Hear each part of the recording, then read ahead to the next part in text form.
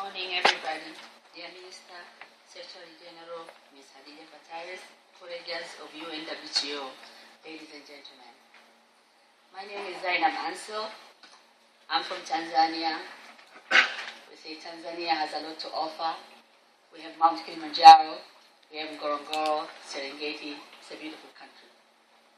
I'm a female entrepreneur. I run today probably one of the biggest tourist companies in Tanzania. The company name is Zara Tanzania Adventure. It took a lot of will and courage to reach the point where I am today, because a woman in Tanzania or any other developing country faced a great challenge when creating a company and becoming an entrepreneur. An African belief is a woman supposed to stay at home and take care of children. At times, society even does not accept you to contribute to public life or benefit the economy. So my dream was to become an entrepreneur. I had a lot of barriers to be able to go through the government, to get the license, to be able to start my own business. I started working with Air Tanzania in 1980, which is the national carrier, for 8 years. But my dream was to have my own company. In 1986, I opened my own company, which is Zara, and I started selling airline tickets. But when I went to the officer to get the license, he said, hey, you need to wait for another 6 months to be able to get the license. I had to go through a lot until I managed to get my license. I went to the airline to be able to apply to get IATA, which is Air International Transport Association. They told me you have to work for a year without anything to see if you can be able to really do it. So I worked very hard for a year, and after a year I proved to them that I could do it, and they gave me the license. That gave me an open door to do Kilimanjaro, safari, and other things. So in 1990, I opened another office to do promotion for safari, to convince everybody to do Kilimanjaro and safaris. It was very hard in those days. There was no internet, there was only a telex. I had to go to the bus station with all these guys, and everybody was looking for a client. Luckily, people had to have a trust on a woman. They come to me, they say, okay, tell us what you can sell to us. So I used to sit with them and explaining to them, and all the guys are outside waiting, the clients to come, to go outside and not to book with me. I managed to convince them, and they managed to book with me, and I was really happy and very proud. I started coming to the World Travel Market and other areas to come and sell my product. It was a lot of people used to have a surprise. Can you manage to do it? Are you really, you can send people on the mountain and you can send people on safari? I used to tell them, yes, I can do it, please come. So it took me a lot of time to be able to convince people, even our government. And it took me around 3 years to be able to open the first hotel. And it was very small. Every time when I take people, hey, only 10 rooms, what can I do here? I said, hey, you can manage, it will be great. Give you a good service and we can manage. So it took me another 3 years. I managed to increase the rooms up to 80 rooms. And then I looked at it, I said, I'll try to do something adventure packages, which people can be able to do something not very expensive but affordable. So I managed to employ women, single mothers. They came to come to, I did the training for them. And I said, guys, let's do it, and everybody will be able to get somewhere. I used to have some training with them, explain them how I started. So all the women, I took them on the department of some of them housekeeping, reception, service, and some of them even to make an arrangement to go on safari to take the client. And clients were very surprised to see a woman can drive the car and take the client on safari. And I managed to organize for all the ladies who they started working with me, opening a company, opening a bank account for all of them to be able for them to do something on their own. And each one was excited, hey, can I do something small and be able for me to be like you? I said, yeah, you can do it. Everybody can do it. So it gave them a lot of encouragement.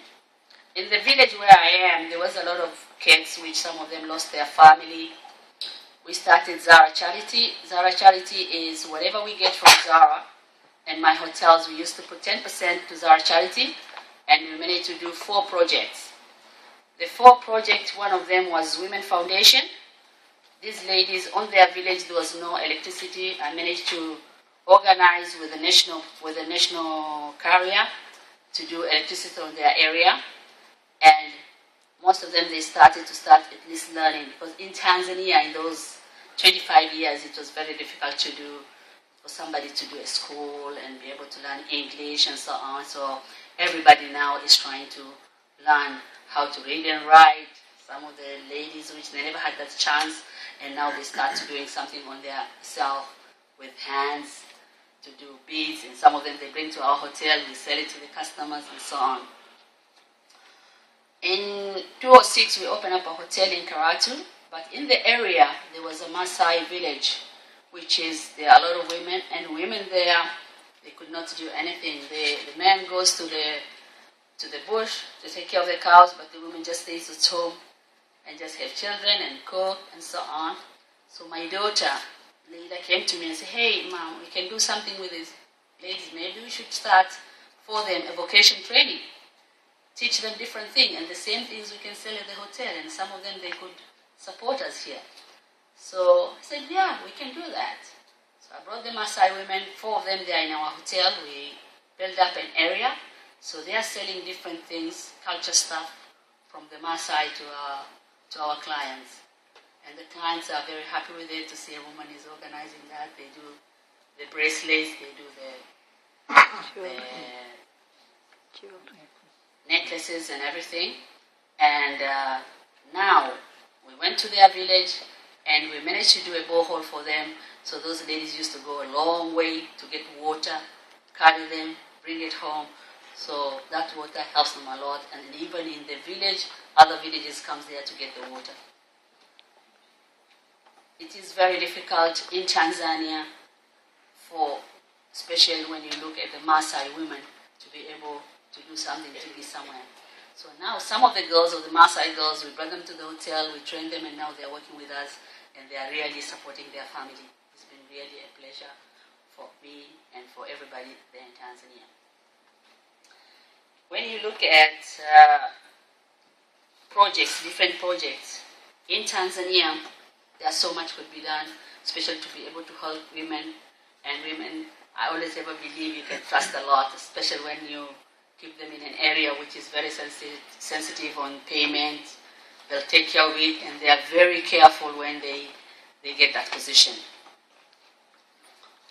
In Tanzania, women's rights has improved a great deal in Tanzania over the past 3 decades, which means it's easier now for a woman to forward and try to achieve their own particular goals and ambitions. Women now are heading integrated part of Tanzania business. Even as a woman, you'll find opportunity out there. However, to achieve something worthwhile, hard work, determination, and you can do it. And a good example is what I'm doing. I give that encouragement. Low season, I have training for women to learn about how to manage their money, how to start small businesses. Like some of them, they do market, they sell their vegetables, and I tell them, yeah, you can do it. Other women, they do chicken, they bring to our hotel, so I try to go around every department to be able to give them that chance. And some of them, they come to me, hey, guess what? I managed to open a small area, and I started building something for my own.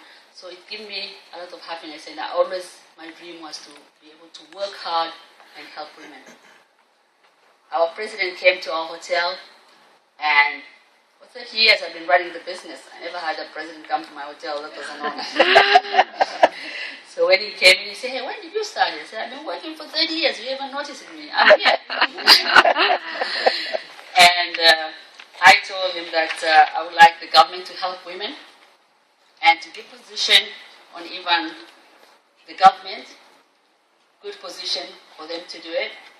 And he chose me to be a director of the Ngorongoro Conservation Area, so I could be able to teach them what I had been doing. And he promised now for this 3 years ago, he put a lot of women in the position, some of them as ministers, some of them as the personal secretaries, and this chain now is helping us a lot for us when we need anything, we can always go to them. I like to say everybody can do it, it's just to work hard and try. Thank you very much. Thank you very much, Mr. Ansell. So we have very good practices here. Ladies who are breaking the limitation to barriers. It's good to be here with them. And now I would like to invite our fourth speaker, Ms. Angela Pateras, founder and co-director of the community-based lodging in Zambezia province, Mozambique. It's a good that we will see a different way, from the community-based way, how it look like the gender in tourism.